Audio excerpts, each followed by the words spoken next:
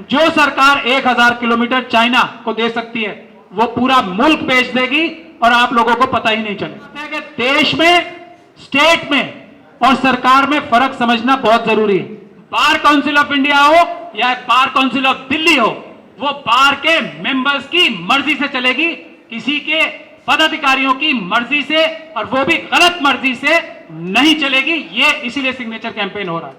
बार के लिए, वकीलों की इज्जत के लिए सॉरी नहीं बोला, मैंने कहा मैं जेल जाने को तैयार हूं कि हम इन पुलिस वालों को और इनके राजनीतिक आकाओं को जेल भिजवाएंगे, क्योंकि ये गैर कानूनी काम कर रहे हैं। वकीलों के साथ ये नहीं कर सकते। लॉबीज का इस्तेमाल होता है, दबाव का इस्तेमाल होता है और आखिर में ईवीएम का भी इस्तेमाल होता है।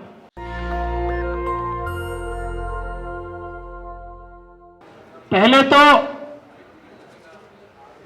आज ये मेरे इलेक्शन की अनाउंसमेंट जो 30,000 के लॉयर्स बुनियादी तौर पे इकट्ठे हुए हैं, एक बहाना है।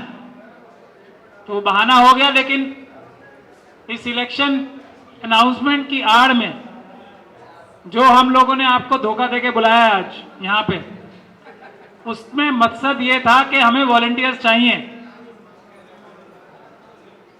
वॉलंटियर्स चाहिए उस काम के लिए जो हम कर रहे हैं, और हमसे ज्यादा बहादुर होनहार यंगस्टर्स यहां मौजूद हैं। तो हमें वॉलंटियर्स चाहिए वो काम करने के लिए जिसकी जरूरत आज है संविधान और देश बचाने के लिए। मैं सिर्फ एक ही लाइन कहूंगा, बाकी आप सब लोग समझदार हो। आज एक ही लाइन संविधान के सबसे पहली है, टेरिटोरियल इंटेग्रिटी। वो खतरे में चाइना को हमारे देश ने, हमारे देश के इस कमजोर प्रधानमंत्री ने 1000 किलोमीटर से ज्यादा जगह चाइना हमसे छीन चुका है, और बेशर्मी की इंतहा इतनी है कि उसको दूसरी तरफ दिखाना चाहते हैं। तो इसी से आप समझ सकते हैं कि संविधान का बचाने का सबसे पहला जिम्मेदारी या सबसे पहली जिम्मेदारी संविधान ने हमारी लगाई है कि भारत की 1 इंच भी भूमि ना जाने दे। जो नरेंद्र मोदी की सरकार भारत का 1000 किलोमीटर दे सकती है, वो भारत के संविधान का क्या हासिल कर रही होगी। यही इसका एक चावल है देश का पूरा। इसके आगे मैं कुछ नहीं बोलूंगा। जिम्मेदारी, दूसरी बात भानु जी ने कहा यहां पे, जिम्मेदारी आज है वकीलों की। हमें सबसे आगे रहकर क़यादत संभालनी पड़ेगी इस मुल्क की, इस देश की वकीलों को। अगर ऐसा नहीं होगा, अगर ऐसा हम नहीं करेंगे, तो फिर ना संविधान की रक्षा हो पाएगी, ना देश की रक्षा हो पाएगी। ये मैं साफ गोई से आप लोगों के सामने कह रहा हूं, और इसमें कोई शक और शुबे की गुंजाइश नहीं है। जो सरकार 1000 किलोमीटर चाइना को दे सकती है वो पूरा मुल्क बेच देगी और आप लोगों को पता ही नहीं चलेगा। दूसरी एक बात है कि देश में, स्टेट में और सरकार में फर्क समझना बहुत जरूरी है। देश हम लोग हैं, देश की जनता देश है, स्टेट देश की जनता है, सरकार एक हिस्सा होती है। सिर्फ जो चुनी हुई सरकार है वो देश का सिर्फ एक हिस्सा है। तो असली देश हम सब लोग हैं, जनता है, और उसमें सबसे आगे देश को बचाने के लिए वकीलों को रहना पड़ेगा। मैं एक बात बहुत साफ तौर पे कहता हूं, सरकारों के लिए भी कहता हूं, क्योंकि ये सरकारें SC, ST, OBC और माइनॉरिटीज से चुने हुए लोगों की सरकारें नहीं है, उनकी असली आवाज की सरकारें नहीं है, इसीलिए सरकारें ठीक काम नहीं कर रही हैं। उसी तरीके से बार का मसला है।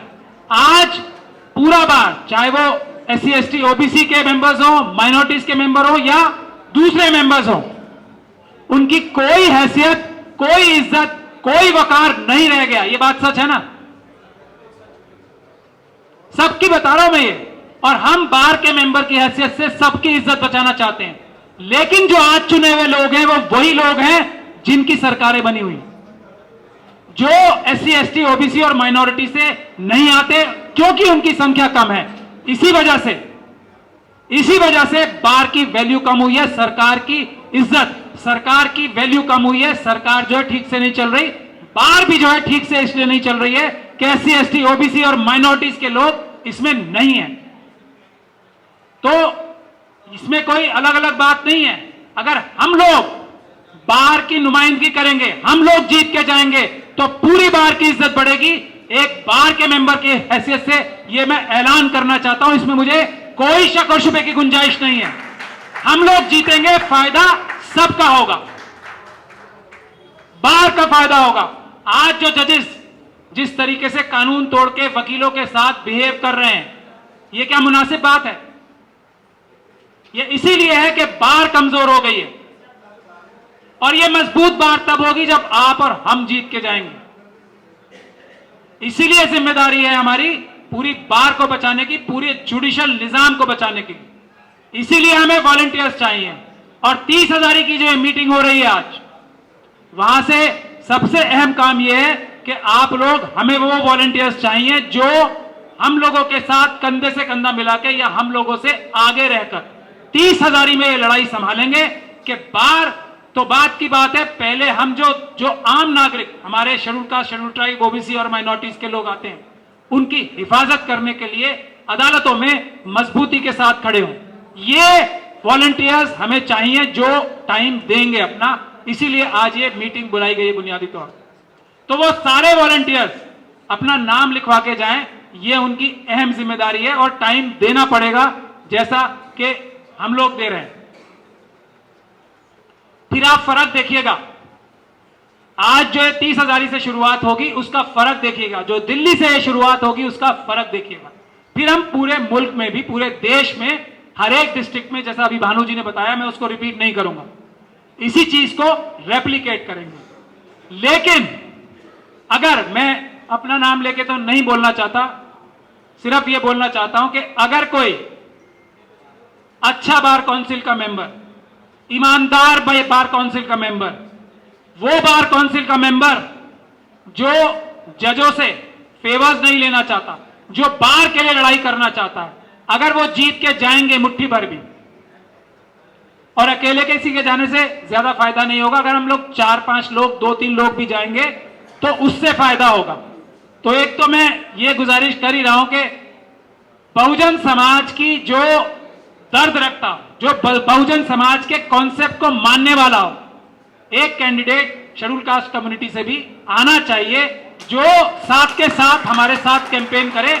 हम दोनों यही कम्युनिटीज मिलकर साथ कैंपेन करें। तो भानु जी, IR सिंह साहब मौजूद हैं, हमारे दूसरे सीनियर साथी मौजूद हैं। मैं आप लोगों से इस स्टेज के माध्यम से गुजारिश कर रहा हूं कि एक कैंडिडेट भी ऐसा होना चाहिए, यह बहुत शर्त है, जो भानु जी, कैंडिडेट ऐसा जो बहुजन समाज का मन रखता हो, नाम से नहीं, परिवार से नहीं कि पैदा उस समाज में हो गए। एक कैंडिडेट ऐसा होना चाहिए जो बहादुर हो और जो मन में बहुजन समाज की भावना रखता हो कि इस देश को चलाने के लिए ईमानदार, जो 92% मेजॉरिटी है देश की, उसका दर्द दिल में रखता हो। यह बहुत जरूरी है। तो अगर ये हम 2 कैंडिडेट साथ कैंपेनिंग करेंगे तो मैं नहीं समझता कोई शक और शुबे की गुंजाइश है कि ये दोनों कैंडिडेट जीतेंगे ही नहीं, सबसे ज्यादा मार्जिन से जीतेंगे।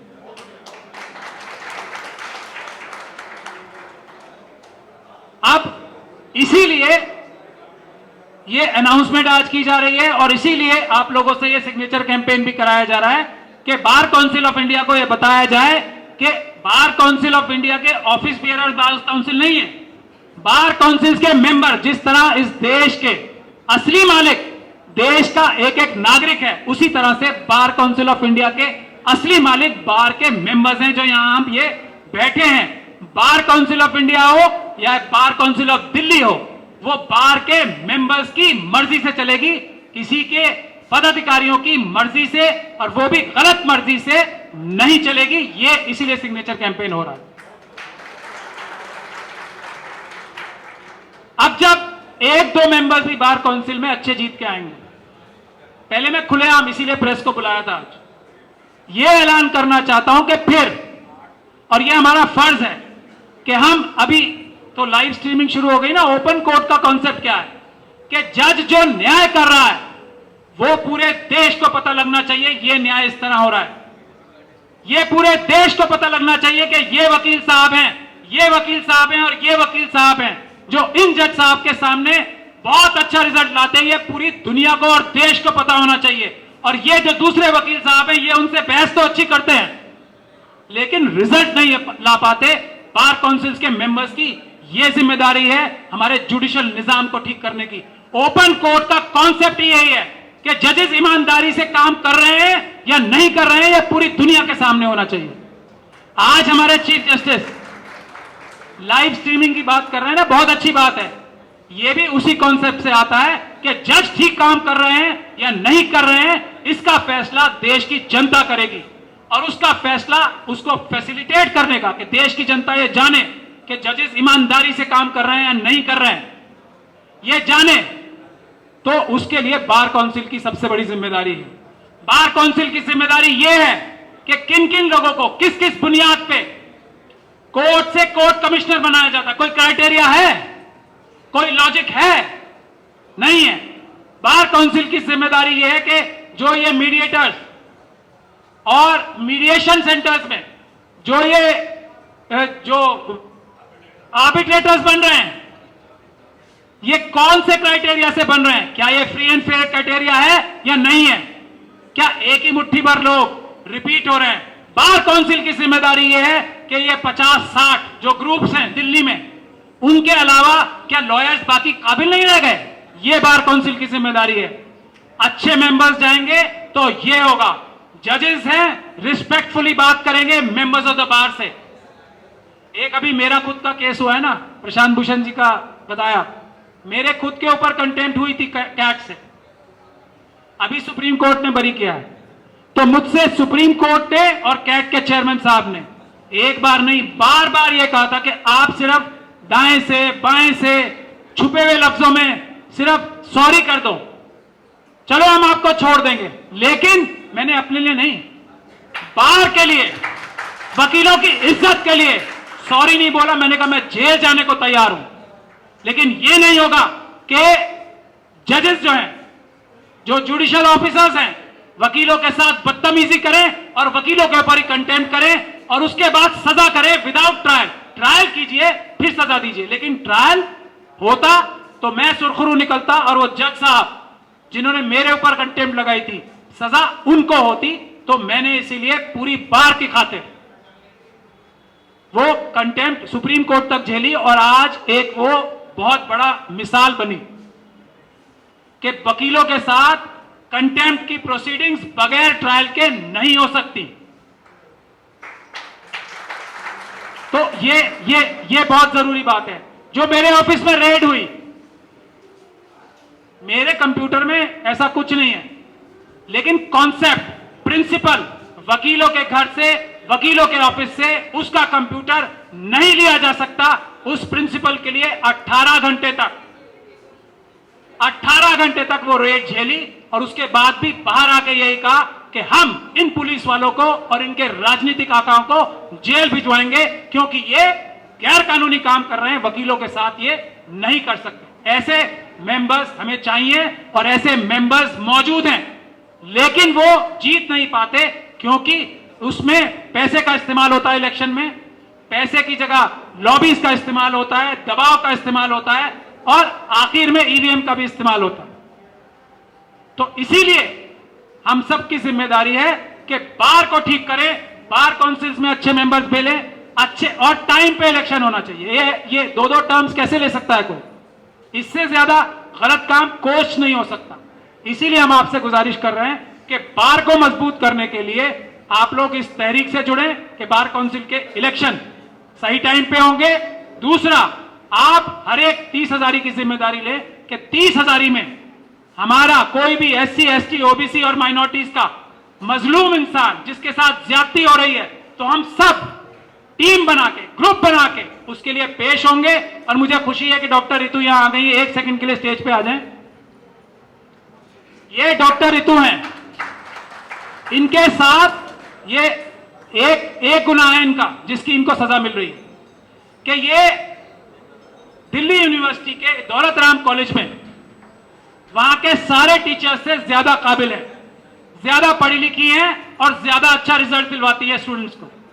ये इनका गुनाह है। इस गुनाह की सजा जो मनुवादी इनकी प्रिंसिपल है, उन्होंने 35 बच्चे झूठे नकली पैदा करके उनके सिग्नेचर्स कराए और इनको नौकरी से निकाला। ये डरी नहीं, ये लड़ रही हैं आज तक, बगैर नौकरी के लड़ रही हैं आज तक। तो क्या हम सब लोगों का फर्ज, जिम्मेदारी नहीं बनती कि हम इनके साथ कंधे से कंधा मिलाकर इनकी लड़ाई लड़ें? क्योंकि ये अपनी लड़ाई नहीं लड़ रही, पूरी दिल्ली यूनिवर्सिटी नहीं, पूरे देश के जो टीचर समाज है, खासतौर पे SC, ST, OBC और माइनॉरिटी समाज का, जिसके साथ हर मनुवादी प्रिंसिपल रोज ज्यादती कर रहा है, सबसे अच्छा होने के बावजूद भी इस तरह का छल कपट। आप सोच सकते हो, दिल्ली यूनिवर्सिटी की प्रिंसिपल और रजिस्ट्रार डॉक्यूमेंट फोर्स कर रहा है इनको नौकरी से निकालने के लिए। तो कल 10 बजे, क्या है वो मोर साहब है ना, 315 कोर्ट नंबर में मोर साहब की अदालत में इनका केस है। धीरज मोर साहब हैं, SC, ST स्पेशल कोर्ट, तो 350 नंबर। तो भानु जी और हम जाएंगे इनका केस रिप्रेजेंट करने। ये टेस्ट शुरू हो गया आज से। कल सुबह 10 बजे, कल सुबह 10 बजे वही जिस चीज के लिए आपको कहा जा रहा है 30,000 की जिम्मेदारी संभालने, ना सब आप सबको आना है। जो वॉलंटियर्स हैं उनकी बात कर रहा हूं, जो वॉलंटियर्स हैं, जो हमारे वॉलंटियर्स बनना चाहते हैं, उनको आना है और मजबूती के साथ मोर साहब को कोर्ट, जो ओपन कोर्ट है, उसमें खड़े रहकर देखना है किस प्रकार का न्याय हो रहा है। और मोर साहब बहुत अच्छे जज भी हैं, तो उनसे SC, ST एक्ट भी हमें सीखने का भी मौका मिलेगा। तो कल सुबह 10 बजे सब लोग आए वहां पे। और ये टेस्ट केस है, इसी तरीके से किसी का भी केस होगा,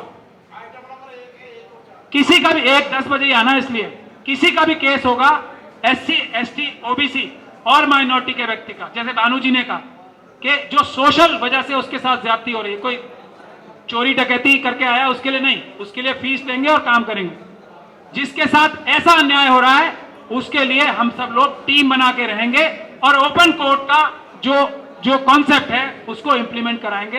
बहुत बहुत शुक्रिया। जय भीम, जय भारत, जय संविधान। नेशनल दस्तक की आपसे गुजारिश है कि अगर इसको बचाना चाहते हैं तो नेशनल दस्तक को सब्सक्राइब करने के लिए रेड कलर के सब्सक्राइब बटन को दबाएं, फिर बेल आइकन की घंटी दबाएं। नेशनल दस्तक को बचाने के लिए बहुत जरूरी है कि हर खबर को शेयर करें, लाइक करें, कमेंट जरूर करें।